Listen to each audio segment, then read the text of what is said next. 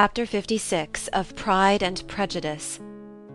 One morning, about a week after Bingley's engagement with Jane had been formed, as he and the females of the family were sitting together in the dining-room, their attention was suddenly drawn to the window by the sound of a carriage, and they perceived a chaise and four driving up the lawn. It was too early in the morning for visitors, and besides, the equipage did not answer to that of any of their neighbours. The horses were post, and neither the carriage nor the livery of the servant who preceded it were familiar to them. As it was certain, however, that somebody was coming, Bingley instantly prevailed on Miss Bennet to avoid the confinement of such an intrusion, and walk away with him into the shrubbery. They both set off, and the conjectures of the remaining three continued, though with little satisfaction, till the door was thrown open and their visitor entered. It was Lady Catherine de Bourgh. They were, of course, all intending to be surprised, but their astonishment was beyond their expectation, and on the part of Mrs. Bennet and Kitty, though she was perfectly unknown to them, even inferior to what Elizabeth felt. She entered the room with an air more than usually ungracious, made no other reply to Elizabeth's salutation than a slight inclination of the head, and sat down without saying a word. Elizabeth had mentioned her name to her mother on her ladyship's entrance, though no request of introduction had been made. Mrs. Bennet, all amazement, though flattered by having a guest of such high importance, received her with the utmost politeness. After sitting for a moment in silence, she said very stiffly to Elizabeth, "I hope you are well, Miss Bennet. That lady, I suppose, is your mother?" Elizabeth replied very concisely that she was.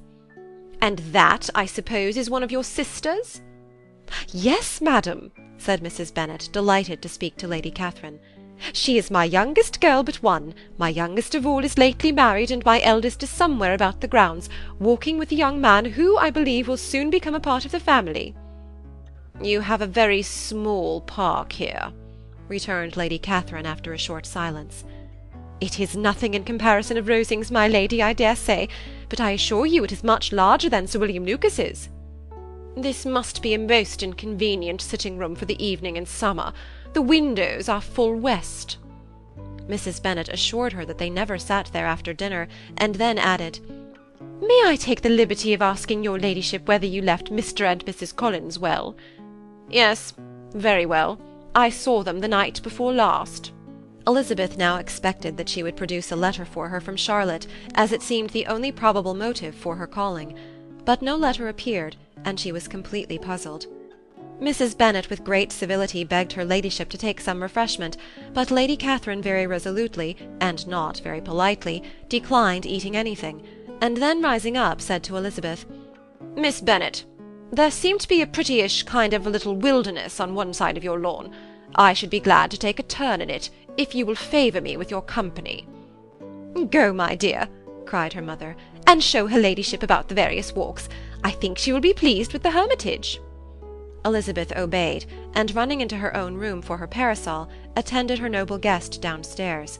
As they passed through the hall, Lady Catherine opened the doors into the dining-parlour and drawing-room, and pronouncing them after a short survey to be decent-looking rooms, walked on. Her carriage remained at the door, and Elizabeth saw that her waiting-woman was in it. They proceeded in silence along the gravel walk that led to the copse. Elizabeth was determined to make no effort for conversation with a woman who was now more than usually insolent and disagreeable. "How could I ever think her like her nephew?" said she, as she looked in her face. As soon as they entered the copse, Lady Catherine began in the following manner. "You can be at no loss, Miss Bennet, to understand the reason of my journey hither. Your own heart, your own conscience must tell you why I come." Elizabeth looked with unaffected astonishment. "Indeed, you are mistaken, madam. I have not been at all able to account for the honour of seeing you here." "Miss Bennet," replied her ladyship in an angry tone, "you ought to know that I am not to be trifled with. But however insincere you may choose to be, you shall not find me so. My character has ever been celebrated for its sincerity and frankness, and in a cause of such moment as this I shall certainly not depart from it. A report of a most alarming nature reached me 2 days ago. I was told that not only was your sister on the point of being most advantageously married, but that you, that Miss Elizabeth Bennet, would in all likelihood be soon afterwards united to my nephew, my own nephew, Mr. Darcy. though I know it must be a scandalous falsehood, though I would not injure him so much as to suppose the truth of it possible, I instantly resolved on setting off for this place, that I might make my sentiments known to you." "If you believed it impossible to be true," said Elizabeth, colouring with astonishment and disdain, "I wonder you took the trouble of coming so far. What could your ladyship propose by it?" "At once to insist upon having such a report universally contradicted." "Your coming to Longbourn to see me and my family," said Elizabeth coolly, "will be rather a confirmation of it, if indeed such a report is in existence." "If! Do you then pretend to be ignorant of it? Has it not been industriously circulated by yourselves? Do you not know that such a report is spread about?" "I never heard that it was." "And can you likewise declare that there is no foundation for it?" "I do not pretend to possess equal frankness with your ladyship. You may ask questions which I shall not choose to answer." "This is not to be borne. Miss Bennet, I insist on being satisfied. Has my nephew made you an offer of marriage?" "Your ladyship has declared it to be impossible." "It ought to be so. It must be so while he retains the use of his reason. But your arts and allurements may, in a moment of infatuation, have made him forget what he owes to himself and to all his family. You may have drawn him in."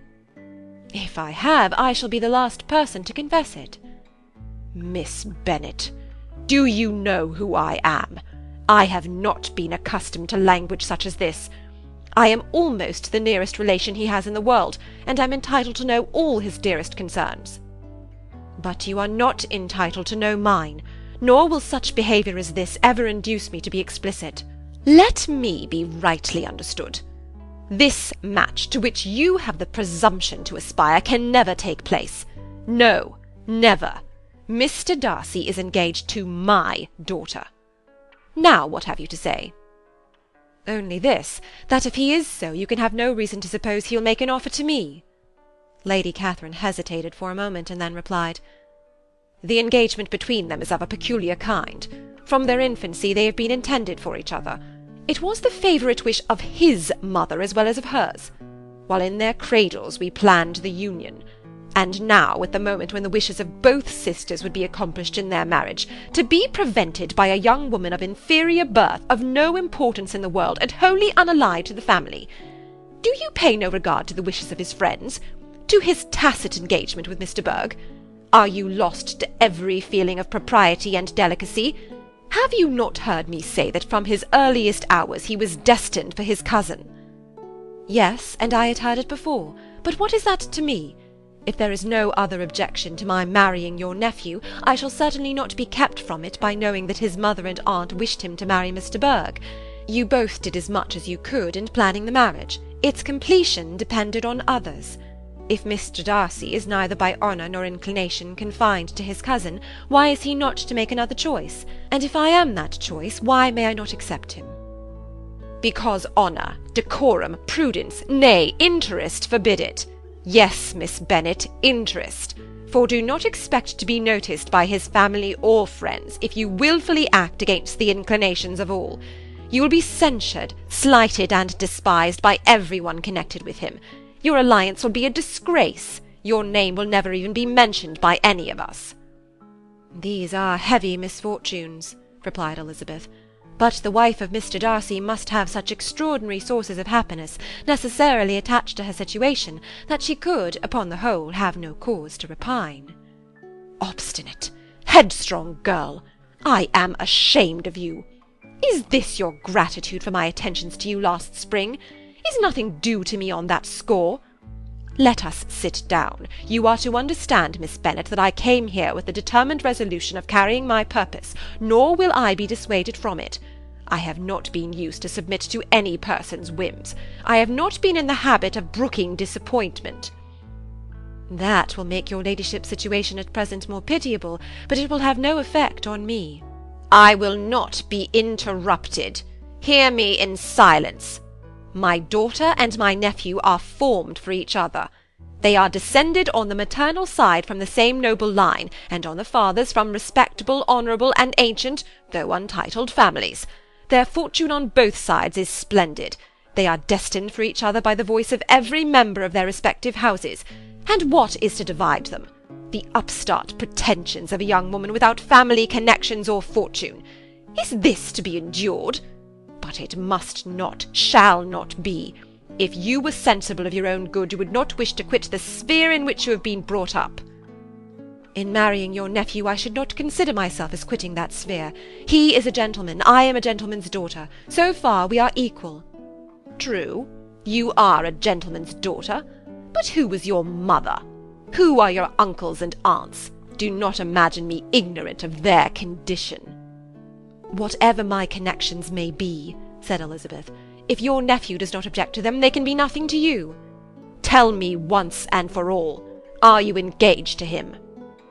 Though Elizabeth would not, for the mere purpose of obliging Lady Catherine, have answered this question, she could not but say, after a moment's deliberation, I am not. Lady Catherine seemed pleased. And will you promise me never to enter into such an engagement? I will make no promise of the kind. Miss Bennet, I am shocked and astonished.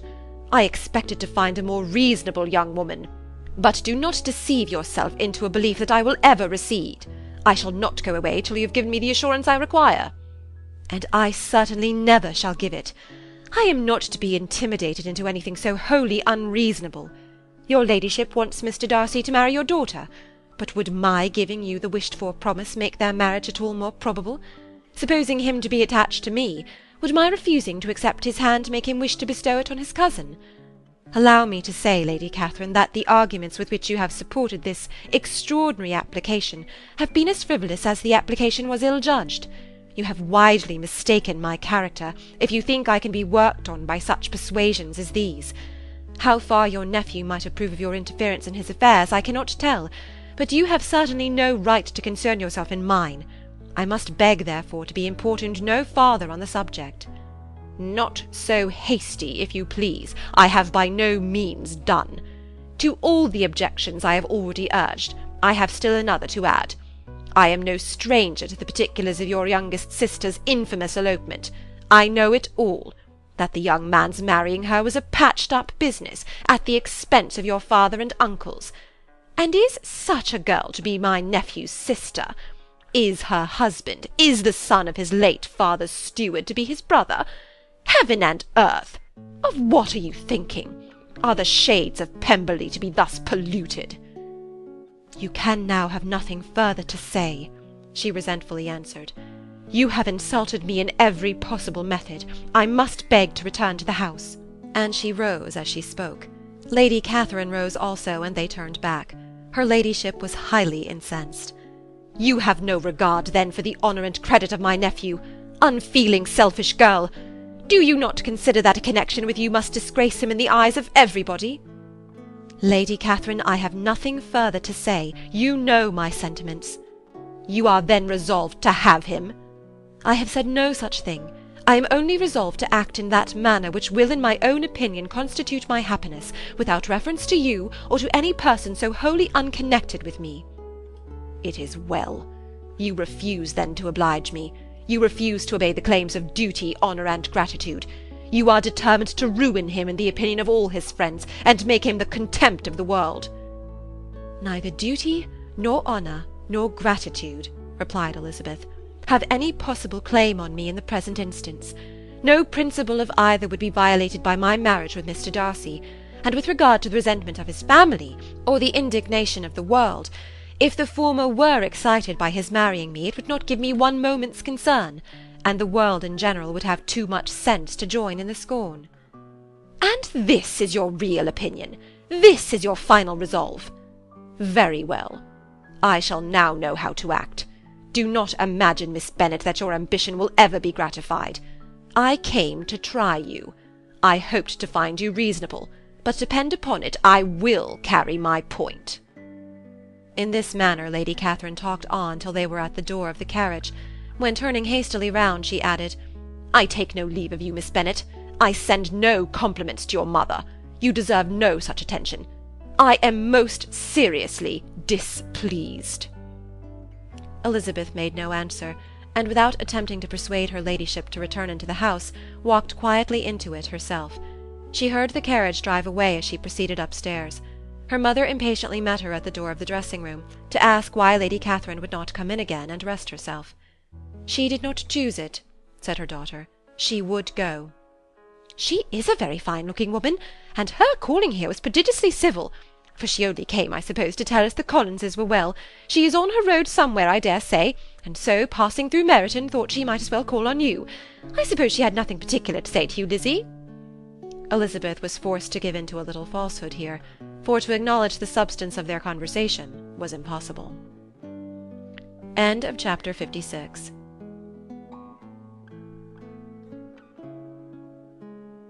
Chapter 57 of Pride and Prejudice.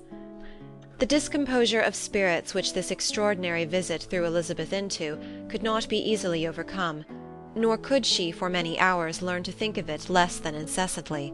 Lady Catherine, it appeared, had actually taken the trouble of this journey from Rosings for the sole purpose of breaking off her supposed engagement with Mr. Darcy.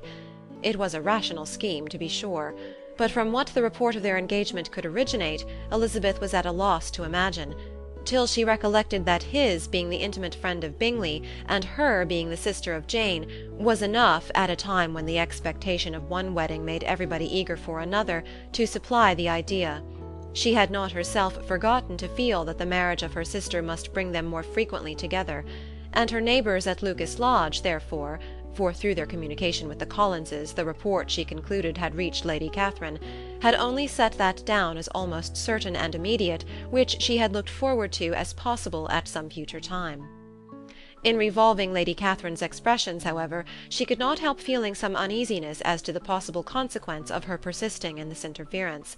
From what she had said of her resolution to prevent their marriage, it occurred to Elizabeth that she must meditate an application to her nephew, and how he might take a similar representation of the evils attached to a connection with her she dared not pronounce.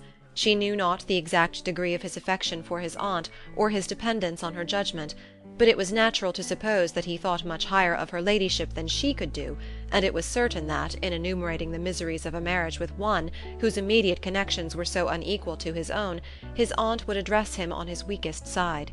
With his notions of dignity, he would probably feel that the arguments, which to Elizabeth had appeared weak and ridiculous, contained much good sense and solid reasoning. If he had been wavering before as to what he should do, which had often seemed likely, the advice and entreaty of so near a relation might settle every doubt, and determine him at once to be as happy as dignity unblemished could make him. In that case he would return no more. Lady Catherine might see him in her way through town, and his engagement to Bingley of coming again to Netherfield must give way.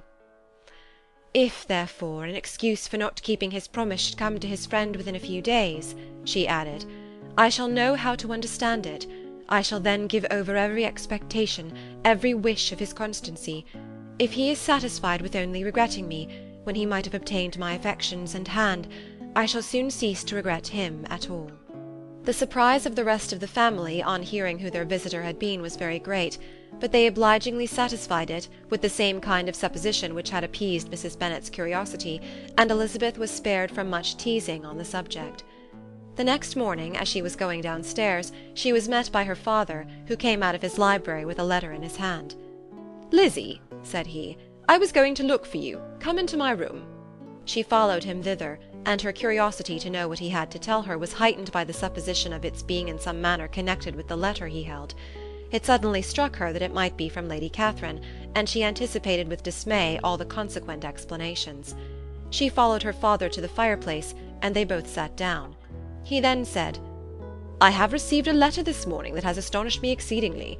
As it principally concerns yourself, you ought to know its contents. I did not know before that I had 2 daughters on the brink of matrimony. Let me congratulate you on a very important conquest." The colour now rushed into Elizabeth's cheeks in the instantaneous conviction of its being a letter from the nephew instead of the aunt, and she was undetermined whether most to be pleased that he explained himself at all, or offended that his letter was not rather addressed to herself, when her father continued, "You look conscious. Young ladies have great penetration in such matters as these, but I think I may defy even your sagacity to discover the name of your admirer. This letter is from Mr. Collins." "From Mr. Collins? And what can he have to say?" Something very much to the purpose, of course. He begins with congratulations on the approaching nuptials of my eldest daughter, of which, it seems, he has been told by some of the good-natured, gossiping Lucases. I shall not sport with your impatience by reading what he says on that point.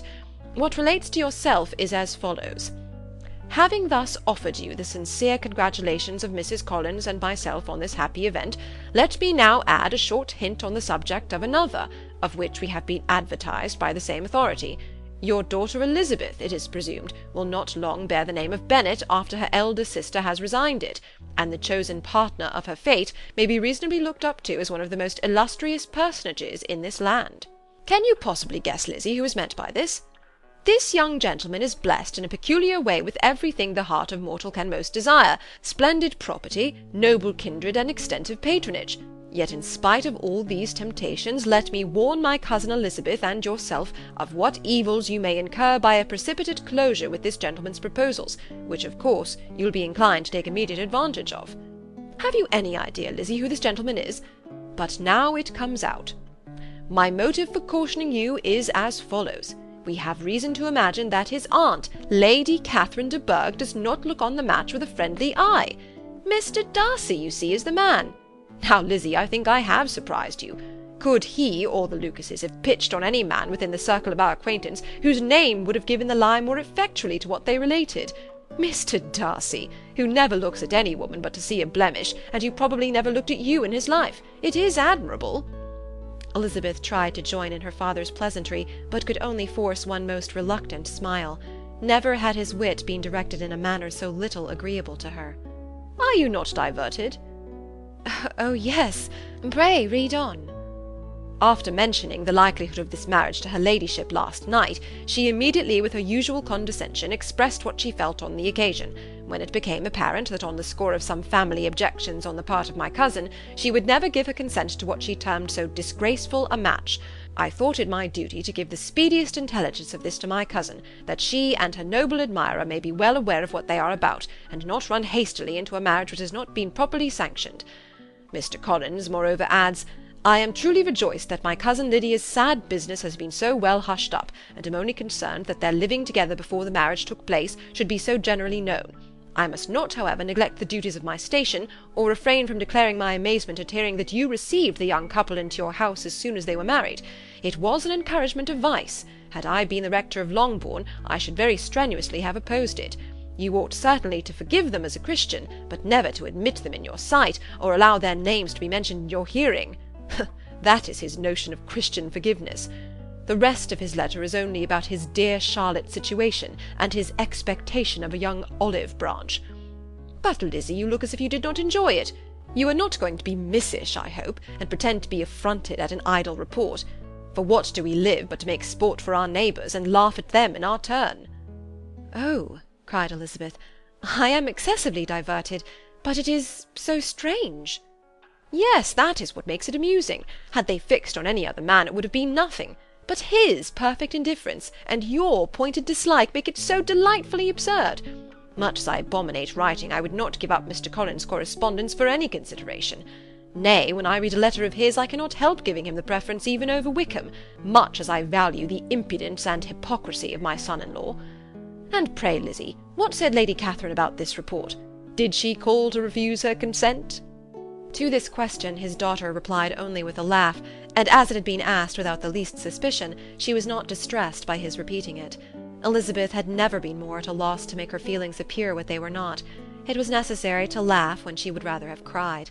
Her father had most cruelly mortified her by what he said of Mr. Darcy's indifference, and she could do nothing but wonder at such a want of penetration, or fear that perhaps, instead of his seeing too little, she might have fancied too much.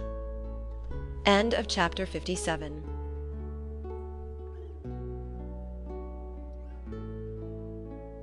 Chapter 58 of Pride and Prejudice. Instead of receiving any such letter of excuse from his friend, as Elizabeth half expected Mr. Bingley to do, he was able to bring Darcy with him to Longbourn before many days had passed after Lady Catherine's visit. The gentleman arrived early, and before Mrs. Bennet had time to tell him of their having seen his aunt, of which her daughter sat in momentary dread, Bingley, who wanted to be alone with Jane, proposed their all walking out. It was agreed to. Mrs. Bennet was not in the habit of walking, Mary could never spare time, but the remaining 5 set off together. Bingley and Jane, however, soon allowed the others to outstrip them. They lagged behind, while Elizabeth, Kitty, and Darcy were to entertain each other. Very little was said by either. Kitty was too much afraid of him to talk, Elizabeth was secretly forming a desperate resolution, and perhaps he might be doing the same. They walked towards the Lucases because Kitty wished to call upon Maria, and as Elizabeth saw no occasion for making it a general concern, when Kitty left them she went boldly on with him alone.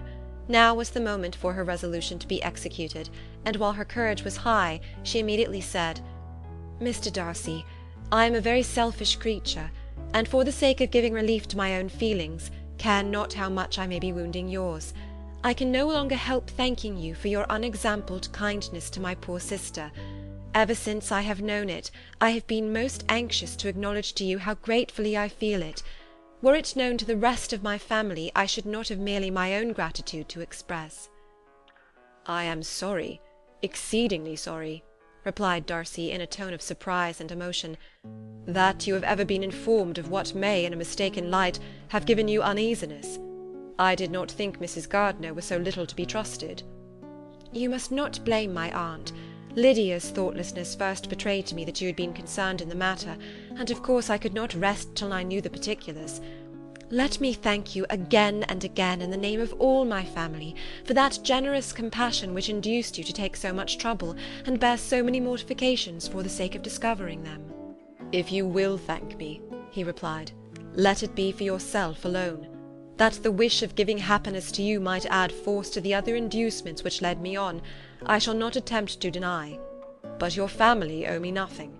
Much as I respect them, I believe I thought only of you." Elizabeth was too much embarrassed to say a word. After a short pause, her companion added, "You are too generous to trifle with me.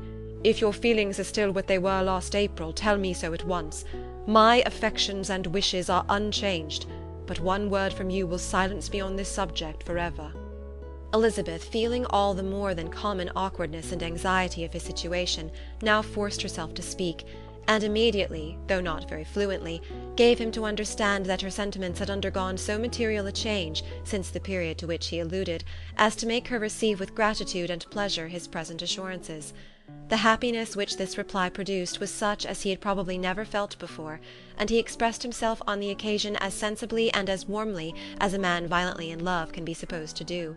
Had Elizabeth been able to encounter his eye, she might have seen how well the expression of heartfelt delight diffused over his face became him. But though she could not look, she could listen, and he told her of feelings which, in proving of what importance she was to him, made his affection every moment more valuable. They walked on, without knowing in what direction. There was too much to be thought and felt and said for attention to any other objects. She soon learnt that they were indebted for their present good understanding to the efforts of his aunt, who did call on him in her return through London, and there relate her journey to Longbourn, its motive, and the substance of her conversation with Elizabeth, dwelling emphatically on every expression of the latter which, in her ladyship's apprehension, particularly denoted her perverseness and assurance, in the belief that such a relation must assist her endeavours to obtain that promise from her nephew which she had refused to give. But unluckily for her ladyship, its effect had been exactly contrariwise. "It taught me to hope," said he, "as I had scarcely ever allowed myself to hope before. I knew enough of your disposition to be certain that, had you been absolutely, irrevocably decided against me, you would have acknowledged it to Lady Catherine, frankly and openly." Elizabeth coloured and laughed as she replied, "Yes, you know enough of my frankness to believe me capable of that. After abusing you so abominably to your face, I could have no scruple in abusing you to all your relations." "What did you say of me that I did not deserve? For though your accusations were ill-founded, formed on mistaken premises, my behaviour to you at the time had merited the severest reproof. It was unpardonable. I cannot think of it without abhorrence." "We will not quarrel for the greater shame of blame annexed to that evening," said Elizabeth. "The conduct of neither, if strictly examined, will be irreproachable. But since then we have both, I hope, improved in civility." "I cannot be so easily reconciled to myself. The recollection of what I then said, of my conduct, my manners, my expressions during the whole of it, is now, and has been many months, inexpressibly painful to me. Your reproof, so well applied, I shall never forget. Had you behaved in a more gentlemanlike manner. Those were your words. You know not, you can scarcely conceive how they have tortured me, though it was some time, I confess, before I was reasonable enough to allow their justice. I was certainly very far from expecting them to make so strong an impression. I had not the smallest idea of their ever being felt in such a way. I can easily believe it. You thought me then devoid of every proper feeling. I am sure you did.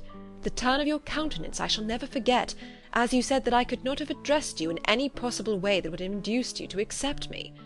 Oh, do not repeat what I then said. These recollections will not do at all. I assure you that I have long been most heartily ashamed of it. Darcy mentioned his letter. Did it, said he, did it soon make you think better of me? Did you, on reading it, give any credit to its contents? She explained what its effect on her had been, and how gradually all her former prejudices had been removed. I knew, said he, that what I wrote must give you pain, but it was necessary. I hope you have destroyed the letter. There was one part especially, the opening of it, which I should dread your having the power of reading again. I can remember some expressions which might justly make you hate me. The letter shall certainly be burnt, if you believe it essential to the preservation of my regard. But though we have both reason to think my opinions not entirely unalterable, they are not, I hope, quite so easily changed as that implies. When I wrote that letter, replied Darcy, I believed myself perfectly calm and cool, but I am since convinced that it was written in a dreadful bitterness of spirit. The letter perhaps began in bitterness, but it did not end so. The adieu is charity itself. But think no more of the letter. The feelings of the person who wrote and the person who received it are now so widely different from what they then were, that every unpleasant circumstance attending it ought to be forgotten. You must learn some of my philosophy. Think only of the past, as its remembrance gives you pleasure. I cannot give you credit for any philosophy of the kind. Your retrospections must be so totally void of reproach that the contentment arising from them is not of philosophy, but, what is much better, of innocence. But with me it is not so. Painful recollections will intrude which cannot, which ought not, to be repelled. I have been a selfish being all my life, in practice though not in principle. As a child I was taught what was right, but I was not taught to correct my temper. I was given good principles, but left to follow them in pride and conceit.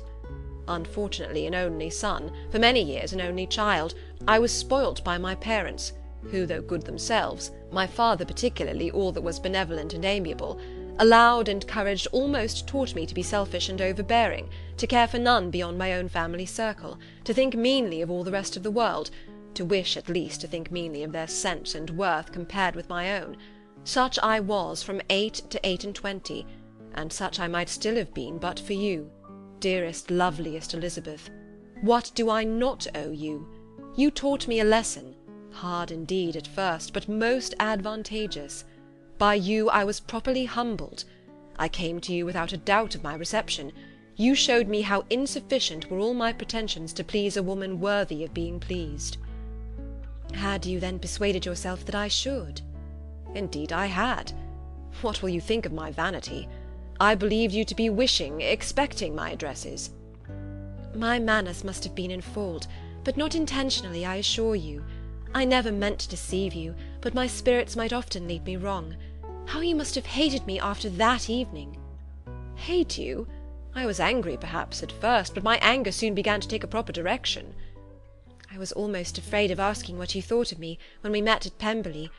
You blamed me for coming. No, indeed. I felt nothing but surprise. Your surprise could not be greater than mine in being noticed by you. My conscience told me that I deserved no extraordinary politeness, and I confess that I did not expect to receive more than my due. My object, then, replied Darcy, was to show you by every civility in my power that I was not so mean as to resent the past, and I hoped to obtain your forgiveness, to lessen your ill opinion, by letting you see that your reproofs had been attended to. How soon any other wishes introduced themselves I can hardly tell, but I believe in about half an hour after I had seen you. He then told her of Georgiana's delight in her acquaintance, and of her disappointment at its sudden interruption, which naturally leading to the cause of that interruption, she soon learnt that his resolution of following her from Derbyshire in quest of her sister had been formed before he quitted the inn, and that his gravity and thoughtfulness there had arisen from no other struggles than what such a purpose must comprehend. She expressed her gratitude again, but it was too painful a subject to each to be dwelt on further. After walking several miles in a leisurely manner, and too busy to know anything about it, they found at last, on examining their watches, that it was time to be at home. What could become of Mr. Bingley and Jane? Was a wonder which introduced the discussion of their affairs. Darcy was delighted with their engagement. His friend had given him the earliest information of it. "I must ask whether you were surprised," said Elizabeth. "Not at all. When I went away I felt that it would soon happen." "That is to say, you had given your permission. I guessed as much." And though he exclaimed at the term, she found that it had been pretty much the case. "On the evening before my going to London," said he, "I made a confession to him, which I believe I ought to have made long ago. I told him of all that had occurred to make my former interference in his affairs absurd and impertinent. His surprise was great. He had never had the slightest suspicion. I told him, moreover, that I believed myself mistaken in supposing, as I had done, that your sister was indifferent to him, and as I could easily perceive that his attachment to her was unabated, I felt no doubt of their happiness together." Elizabeth could not help smiling at his easy manner of directing his friend. "Did you speak from your own observation," said she, "when you told him that my sister loved him, or merely from my information last spring?" "From the former. I had narrowly observed her during the 2 visits which I had lately made here, and I was convinced of her affection." "And your assurance of it, I suppose, carried immediate conviction to him?" "It did. Bingley is most unaffectedly modest. His diffidence had preventing his depending on his own judgment in so anxious a case, but his reliance on mine made everything easy. I was obliged to confess one thing, which for a time, and not unjustly, offended him. I could not allow myself to conceal that your sister had been in town 3 months last winter, that I had known it, and purposely kept it from him. He was angry. But his anger, I am persuaded, lasted no longer than he remained in any doubt of your sister's sentiments. He has heartily forgiven me now." Elizabeth longed to observe that Mr. Bingley had been a most delightful friend, so easily guided that his worth was invaluable, but she checked herself. She remembered that he had yet to learn to be laughed at, and it was rather too early to begin.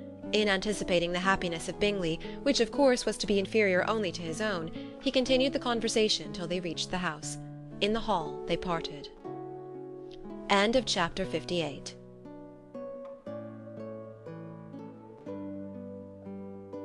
Chapter 59 of Pride and Prejudice. "My dear Lizzie, where can you have been walking to?" was a question which Elizabeth received from Jane as soon as she entered their room, and from all the others when they sat down to table. She had only to say in reply that they had wandered about till she was beyond her own knowledge. She coloured as she spoke, but neither that nor anything else awakened a suspicion of the truth. The evening passed quietly, unmarked by anything extraordinary. The acknowledged lovers talked and laughed, the unacknowledged were silent. Darcy was not of a disposition in which happiness overflows in mirth, and Elizabeth, agitated and confused, rather knew that she was happy than felt herself to be so, for besides the immediate embarrassment there were other evils before her. She anticipated what would be felt in the family when her situation became known. She was aware that no one liked him but Jane, and even feared that with the others it was a dislike which not all his fortune and consequence might do away. At night she opened her heart to Jane. Though suspicion was very far from Miss Bennet's general habits, she was absolutely incredulous here. "You are joking, Lizzie. This cannot be. Engaged to Mr. Darcy? No, no, you shall not deceive me. I know it to be impossible." "This is a wretched beginning indeed. My sole dependence was on you, and I am sure nobody else will believe me if you do not. Yet indeed I am in earnest. I speak nothing but the truth. He still loves me, and we are engaged." Jane looked at her doubtingly. "Oh, Lizzie, it cannot be. I know how much you dislike him." "You know nothing of the matter. That is all to be forgot.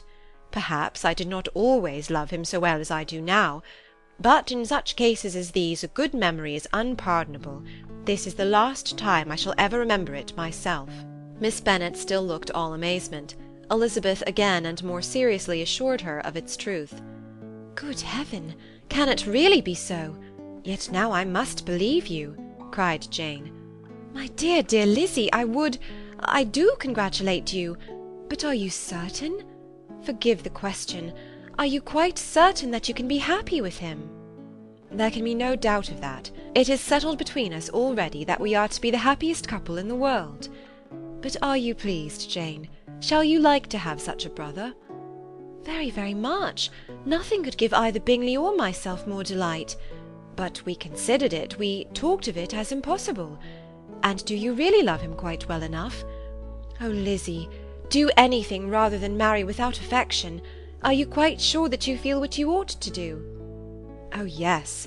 You will only think I feel more than I ought to do when I tell you all." "What do you mean?" "Why, I must confess that I love him better than I do Bingley. I am afraid you will be angry." "My dearest sister, now be serious. I want to talk very seriously. Let me know everything that I am to know without delay. Will you tell me how long you have loved him?" "It has been coming on so gradually that I hardly know when it began. But I believe I must date it from my first seeing his beautiful grounds at Pemberley." Another entreaty that she would be serious, however, produced the desired effect, and she soon satisfied Jane by her solemn assurances of attachment. When convinced on that article, Miss Bennet had nothing further to wish. "Now I am quite happy," said she, "for you will be as happy as myself. I always had a value for him. Were it for nothing but his love of you, I must always have esteemed him. But now, as Bingley's friend and your husband, there can only be Bingley and yourself more dear to me. But, Lizzy, you have been very sly, very reserved with me. How little did you tell me of what passed at Pemberley and Lambton? I owe all that I know of it to another, not to you." Elizabeth told her the motives of her secrecy. She had been unwilling to mention Bingley, and the unsettled state of her own feelings had made her equally avoid the name of his friend. But now she would no longer conceal from her his share in Lydia's marriage. All was acknowledged, and half the night spent in conversation. "Good gracious!" cried Mrs. Bennet, as she stood at a window the next morning. "If that disagreeable Mr. Darcy is not coming here again with our dear Bingley, what can he mean by being so tiresome as to always be coming here? I had no notion but he would go a-shooting or something or other, and not disturb us with his company. What shall we do with him? Lizzy, you must walk out with him again, that he may not be in Bingley's way." Elizabeth could hardly help laughing at so convenient a proposal, yet was really vexed that her mother should be always giving him such an epithet. As soon as they entered, Bingley looked at her so expressively, and shook hands with such warmth, as left no doubt of his good information, and he soon afterwards said aloud, "Mrs. Bennet, have you no more lanes hereabouts in which Lizzy may lose her way again to-day?" "I advise Mr. Darcy and Lizzy and Kitty," said Mrs. Bennet, "to walk to Oakham Mount this morning. It is a nice long walk, and Mr. Darcy has never seen the view." "It may do very well for the others," replied Mr. Bingley, "but I am sure it will be too much for Kitty. Won't it, Kitty?" Kitty owned that she had rather stay at home. Darcy professed a great curiosity to see the view from the Mount, and Elizabeth silently consented. As she went upstairs to get ready, Mrs. Bennet followed her, saying, "I am quite sorry, Lizzy, that you should be forced to have that disagreeable man all to yourself. But I hope you will not mind it. It is all for Jane's sake, you know, and there is no occasion for talking to him, except just now and then, so do not put yourself to inconvenience." During their walk it was resolved that Mr. Bennet's consent should be asked in the course of the evening. Elizabeth reserved to herself the application for her mother's. She could not determine how her mother would take it, sometimes doubting whether all his wealth and grandeur would be enough to overcome her abhorrence of the man.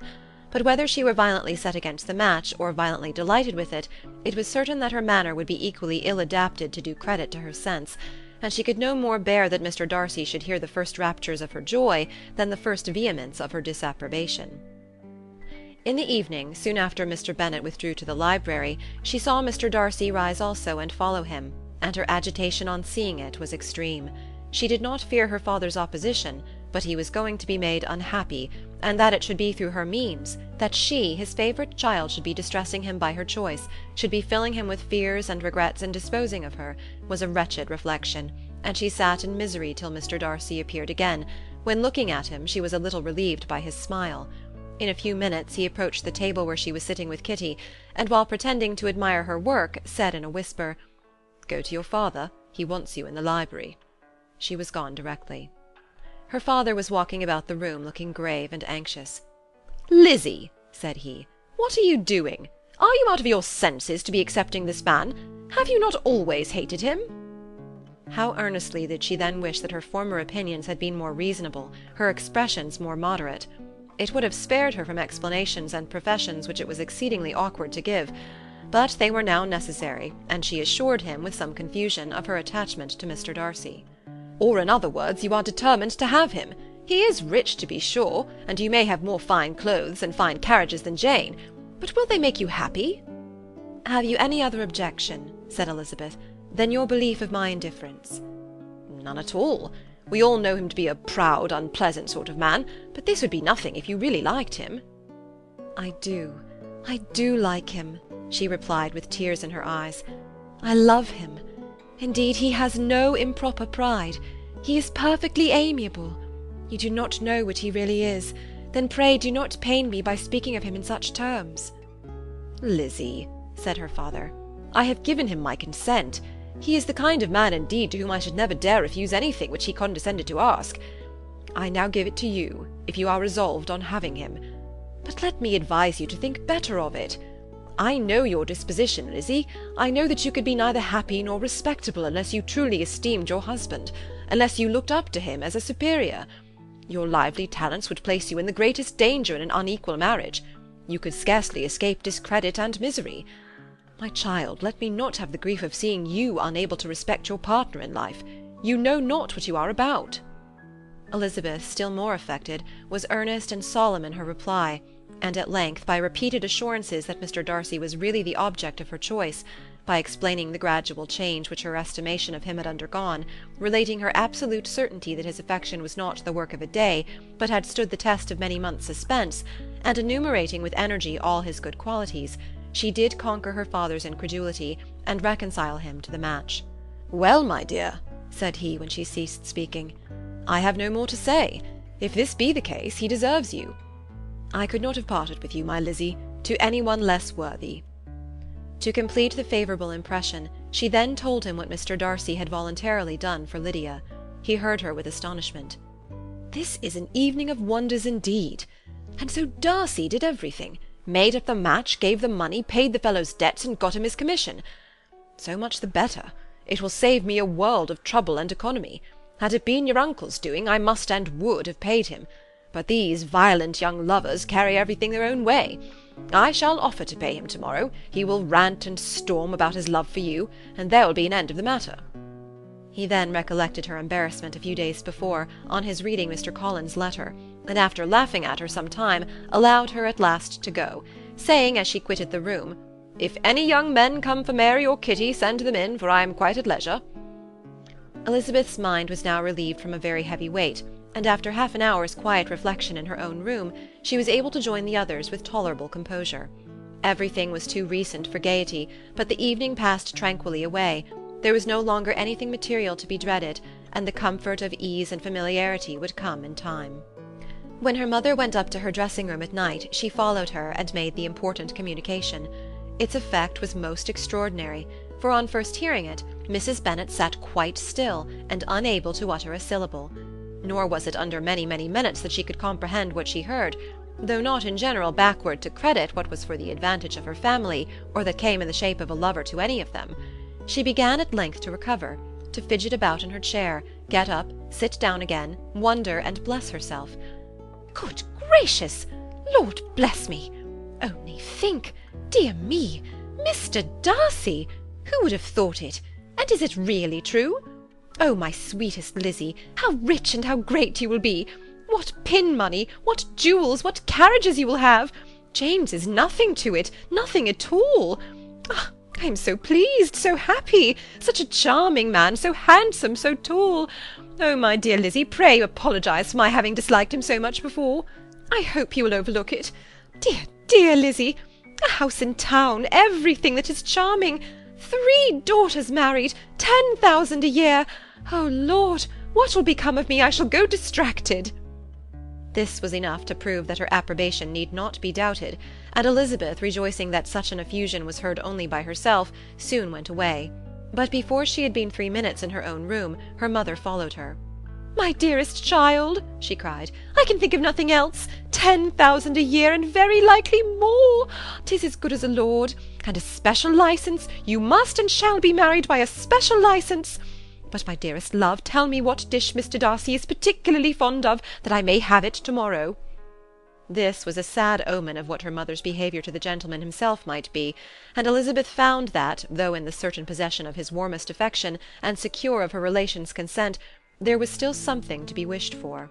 But the morrow passed off much better than she expected, for Mrs. Bennet luckily stood in such awe of her intended son-in-law that she ventured not to speak to him unless it was in her power to offer him any attention or mark her deference for his opinion. Elizabeth had the satisfaction of seeing her father taking pains to get acquainted with him, and Mr. Bennet soon assured her that he was rising every hour in his esteem. "I admire all my 3 sons-in-law highly," said he. "Wickham, perhaps, is my favourite, but I think I shall like your husband quite as well as James." End of chapter 59.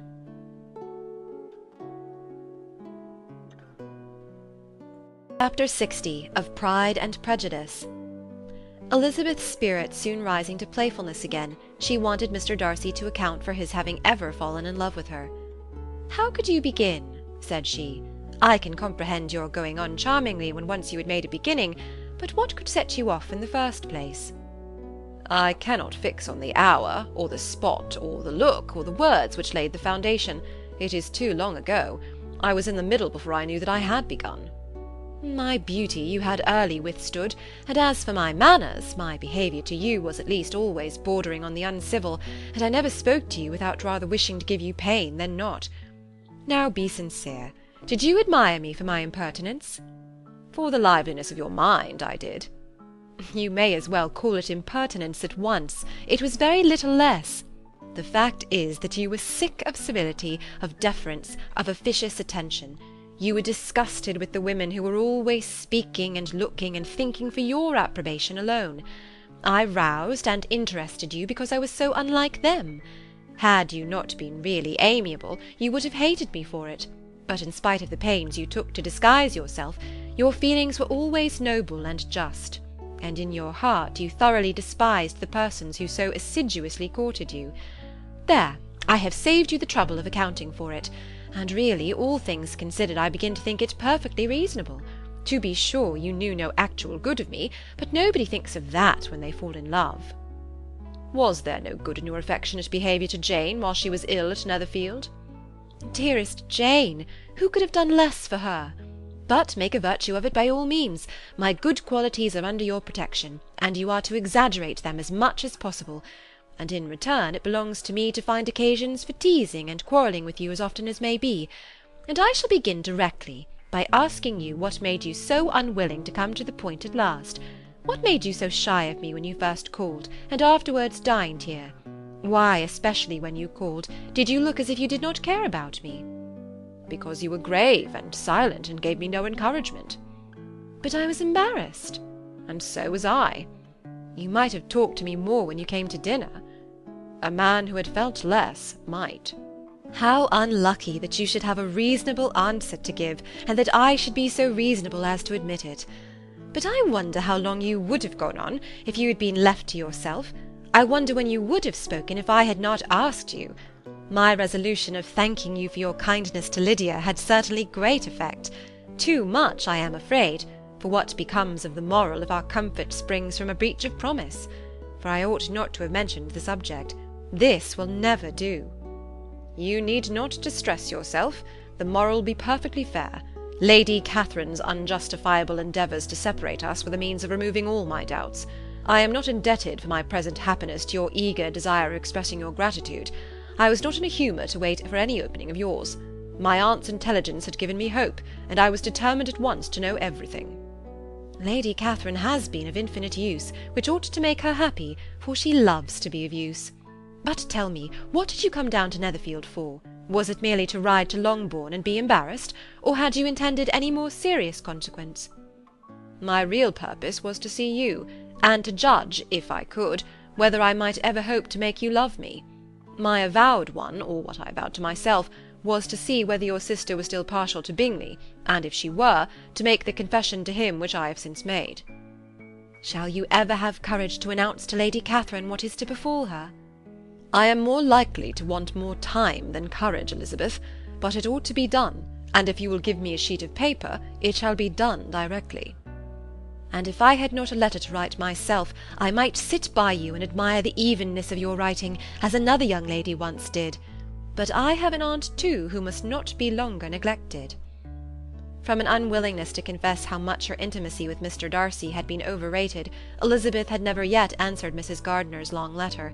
But now, having that to communicate which she knew would be most welcome, she was almost ashamed to find that her uncle and aunt had already lost 3 days of happiness, and immediately wrote as follows: "I would have thanked you before, my dear aunt, as I ought to have done, for your long, kind, satisfactory detail of particulars, but to say the truth, I was too cross to write.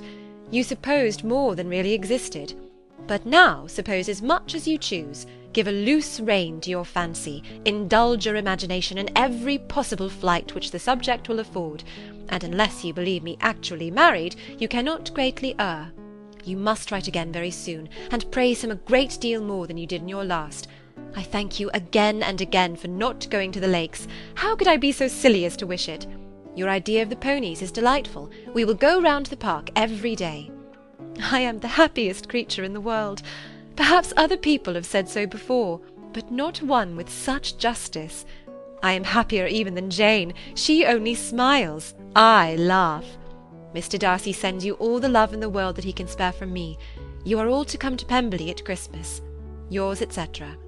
Mr. Darcy's letter to Lady Catherine was in a different style, and still different from either was what Mr. Bennet sent to Mr. Collins, in reply to his last. "Dear Sir, I must trouble you once more for congratulations. Elizabeth will soon be the wife of Mr. Darcy. Console Lady Catherine as well as you can, but if I were you, I would stand by the nephew. He has more to give. Yours sincerely, etc." Miss Bingley's congratulations to her brother on his approaching marriage were all that was affectionate and insincere. She wrote even to Jane on the occasion, to express her delight, and repeat all her former professions of regard.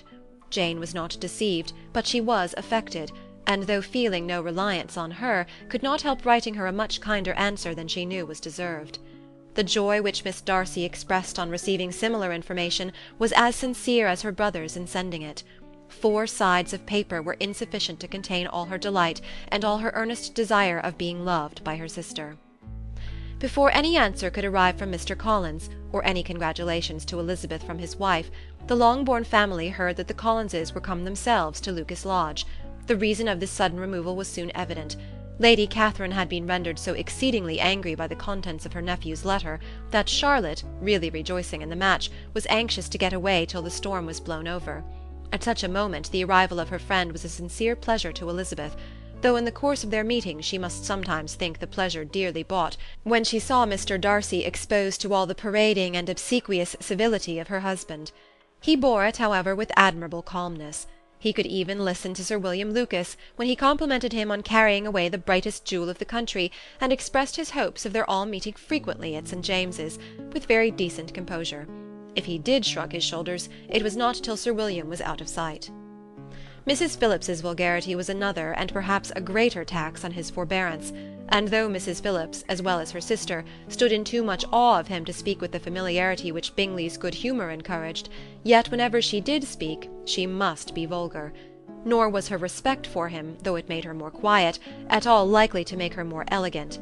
Elizabeth did all she could to shield him from the frequent notice of either, and was ever anxious to keep him to herself, and to those of her family with whom he might converse without mortification, and though the uncomfortable feelings arising from all this took from the season of courtship much of its pleasure, it added to the hope of the future, and she looked forward with delight to the time when they should be removed from society so little pleasing to either, to all the comfort and elegance of their family party at Pemberley.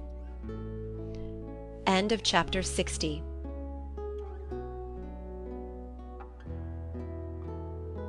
Chapter 61. Of Pride and Prejudice. Happy for all her maternal feelings was the day on which Mrs. Bennet got rid of her 2 most deserving daughters. With what delighted pride she afterwards visited Mrs. Bingley, and talked of Mrs. Darcy, may be guessed.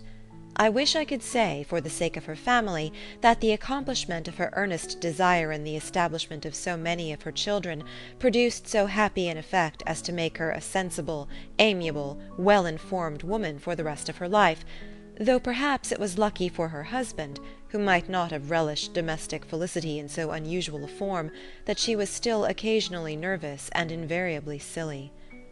Mr. Bennet missed his second daughter exceedingly. His affection for her drew him oftener from home than anything else could do. He delighted in going to Pemberley, especially when he was least expected. Mr. Bingley and Jane remained at Netherfield only a twelvemonth. So near a vicinity to her mother and Meryton relations was not desirable even to his easy temper or her affectionate heart. The darling wish of his sisters was then gratified. He bought an estate in a neighbouring county to Derbyshire, and Jane and Elizabeth, in addition to every other source of happiness, were within 30 miles of each other. Kitty, to her very material advantage, spent the chief of her time with her 2 elder sisters. In society so superior to what she had generally known, her improvement was great. She was not of so ungovernable a temper as Lydia, and removed from the influence of Lydia's example, she became, by proper attention and management, less irritable, less ignorant, and less insipid. From the further disadvantage of Lydia's society she was of course carefully kept, and though Mrs. Wickham frequently invited her to come and stay with her, with the promise of balls and young men, her father would never consent to her going. Mary was the only daughter who remained at home, and she was necessarily drawn from the pursuit of accomplishments by Mrs. Bennet's being quite unable to sit alone. Mary was obliged to mix more with the world, but she could still moralize over every morning visit, and as she was no longer mortified by comparisons between her sister's beauty and her own, it was suspected by her father that she submitted to the change without much reluctance. As for Wickham and Lydia, their characters suffered no revolution from the marriage of her sisters. He bore with philosophy the conviction that Elizabeth must now become acquainted with whatever of his ingratitude and falsehood had before been unknown to her, and in spite of everything, was not wholly without hope that Darcy might yet be prevailed on to make his fortune. The congratulatory letter which Elizabeth received from Lydia on her marriage explained to her that, by his wife at least, if not by himself, such a hope was cherished. The letter was to this effect: "My dear Lizzie, I wish you joy. If you love Mr. Darcy half as well as I do my dear Wickham, you must be very happy. It is a great comfort to have you so rich, and when you have nothing else to do, I hope you will think of us. I am sure Wickham would like a place at court very much, and I do not think we shall have quite money enough to live upon without some help. Any place would do, of about 300 or 400 a year, but however do not speak to Mr. Darcy about it, if you would rather not. Yours, etc." As it happened that Elizabeth had much rather not, she endeavoured in her answer to put an end to every entreaty and expectation of the kind. Such relief, however, as it was in her power to afford, by the practice of what might be called economy in her own private expenses, she frequently sent them. It had always been evident to her that such an income as theirs, under the direction of 2 persons so extravagant in their wants and heedless of the future, must be very insufficient to their support, and whenever they changed their quarters, either Jane or herself were sure of being applied to for some little assistance towards discharging their bills. Their manner of living, even when the restoration of peace dismissed them to a home, was unsettled in the extreme. They were always moving from place to place in quest of a cheap situation, and always spending more than they ought. His affection for her soon sunk into indifference. Hers lasted a little longer, and in spite of her youth and her manners, she retained all the claims to reputation which her marriage had given her. Though Darcy could never receive him at Pemberley, yet for Elizabeth's sake he assisted him further in his profession. Lydia was occasionally a visitor there, when her husband was gone to enjoy himself in London or Bath, and with the Bingleys they both of them frequently stayed so long that even Bingley's good humour was overcome, and he proceeded so far as to talk of giving them a hint to be gone. Miss Bingley was very deeply mortified by Darcy's marriage, but as she thought it advisable to retain the right of visiting at Pemberley, she dropped all her resentment, was fonder than ever of Georgiana, almost as attentive to Darcy as heretofore, and paid off every arrear of civility to Elizabeth. Pemberley was now Georgiana's home, and the attachment of the sisters was exactly what Darcy had hoped to see. They were able to love each other even as well as they intended. Georgiana had the highest opinion in the world of Elizabeth, though at first she often listened with an astonishment bordering on alarm at her lively, sportive manner of talking to her brother. He, who had always inspired in herself a respect which almost overcame her affection, she now saw the object of open pleasantry. Her mind received knowledge which had never before fallen in her way. By Elizabeth's instructions, she began to comprehend that a woman may take liberties with her husband which a brother will not always allow in a sister more than 10 years younger than himself. Lady Catherine was extremely indignant on the marriage of her nephew, and as she gave way to all the genuine frankness of her character in her reply to the letter which announced its arrangement, she sent him language so very abusive, especially of Elizabeth, that for some time all intercourse was at an end. But at length, by Elizabeth's persuasion, he was prevailed on to overlook the offence, and seek a reconciliation, and after a little further resistance on the part of his aunt, her resentment gave way, either to her affection for him, or her curiosity to see how his wife conducted herself, and she condescended to wait on them at Pemberley, in spite of that pollution which its woods had received, not merely from the presence of such a mistress, but the visits of her uncle and aunt from the city. With the Gardiners they were always on the most intimate terms. Darcy, as well as Elizabeth, really loved them, and they were both ever sensible of the warmest gratitude towards the persons who, by bringing her into Derbyshire, had been the means of uniting them. End of Chapter 61. End of Pride and Prejudice by Jane Austen.